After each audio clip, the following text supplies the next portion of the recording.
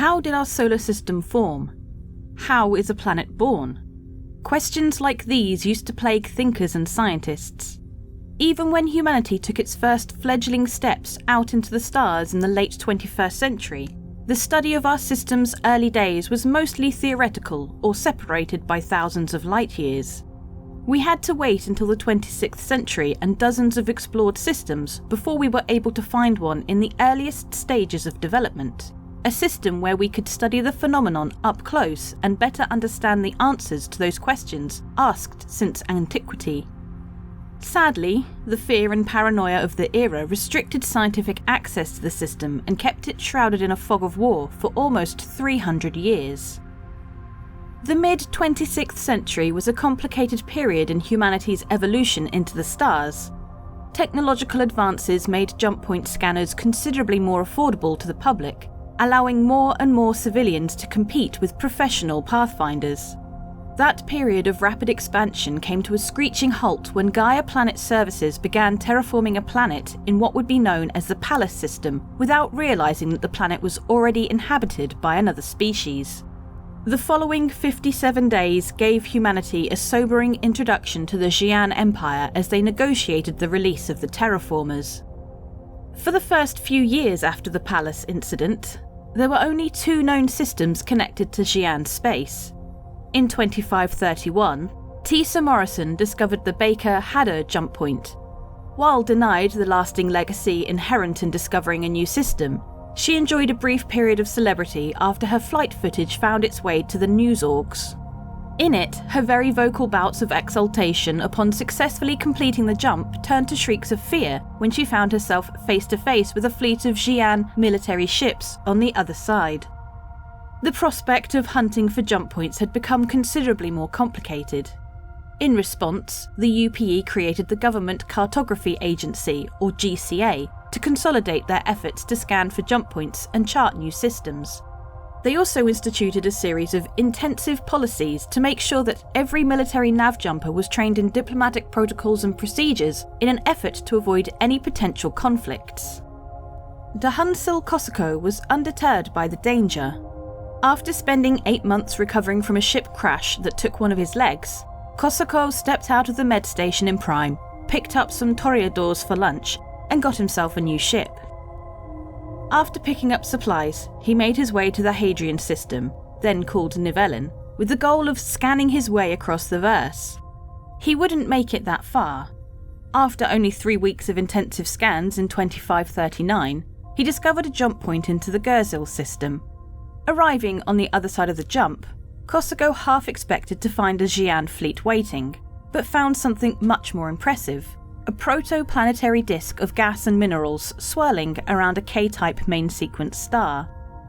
The system was arguably the scientific discovery of the century, offering the research community unprecedented access to the foundations of a system. Kosako filed his discovery paperwork to name the system Odara, after his aunt, but unfortunately, the UPE had to intercede. In 2542, while GCA surveyors were still assessing the system, a Xi'an scout ship appeared in the system via another, previously unknown jump point.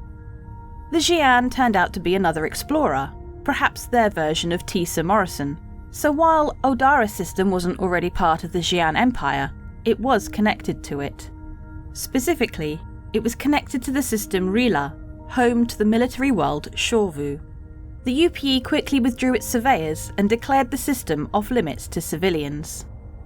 The system was promptly renamed from Odara to the standard military convention adopted by all systems that comprised the Peri line, gods of war. Named after the ancient Berber deity, Gurzil, the sprawling disk of coalescing planetary matter made the system impossible to effectively monitor, giving birth to its secondary and even more ominous name, the Dark Sea. Over the next 2 centuries, Gurzil would be the location of numerous military operations and dozens of casualties. Although the official cause of death was always attributed to collisions resulting from the poor visibility, rumours swirled that Xi'an military assassin teams and pockets of Tavaran refugees hiding in the clusters were actually responsible. In the aftermath of the Mesa regime, the Peri line underwent a fundamental change. Imperator Toy attempted to honour the promises outlined in the Ikari-Kree Treaty and dismantled the Peri Line, dividing the systems between the human and the Xi'an. Despite having no planets, Gurzil was heavily pursued by members of the UEE for both its scientific relevance as well as its vast resources. Once the system had been acquired by the UEE, a fascinating debate erupted in the Senate. With the adoption of the Fair Chance Act in 2795, guaranteeing the protection of developing species, advocates for this scientific community and lobbyists for the mining consortiums found themselves at odds over what exactly to do with Gurzil. While the mining companies supported scientific study in the system, scientists claimed that Gurzil should fall under the protection of the Fair Chance Act, claiming that its composition and star had all the elements to ultimately develop into a system with habitable planets and thusly, life. They believed that attempting to harvest the minerals in the system would irrevocably interfere with the system's development and therefore jeopardise the possibility of life developing naturally.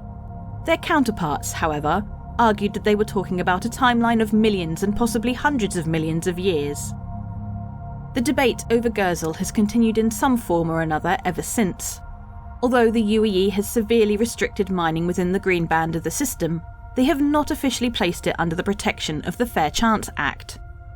Regardless of its use, Gurzil's system offers travellers a unique insight into the birth of a solar system. Travelling through the system, you will find no shortage of scientific and research stations, trying to unlock the secrets of the universe, as well as mining operations beyond the frost line. Visitors are advised to try one of the many scientific tours that run in the system. I love NordVPN. I use NordVPN. I get money when you guys buy NordVPN. So use the links below, check out NordVPN, see if it's something that you actually want to get. nordvpn.com/BoredGamer. If you get it, I get money. Same with things like Tobii Eye Tracker as well. Tobii Eye Tracker, natively supported by Star Citizen. It is a great piece of kit. It's also 15% off until the 15th of May. Again, with the links below.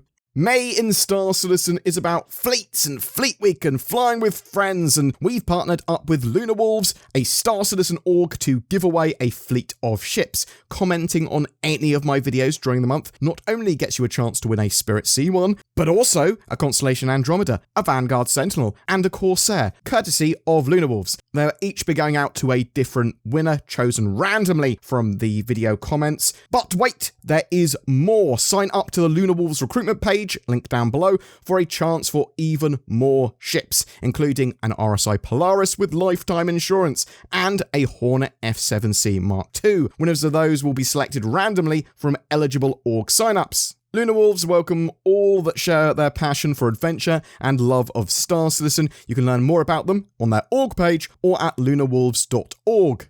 If you would like to further support our channel, please like, subscribe, comment, share these videos. And if you'd like to go the extra mile, and I would love you to, please consider becoming a Patreon or clicking that join button under my videos. It goes a huge way in allowing us to make daily content and keep the channel going. You'll get some exclusive content from that as well. Anytime Zin and I can actually put it out, as well as help evolve the channel with polls and suggestions and that sort of stuff. Thank you so much for watching to the end, and have a great May. It's going to be a good one.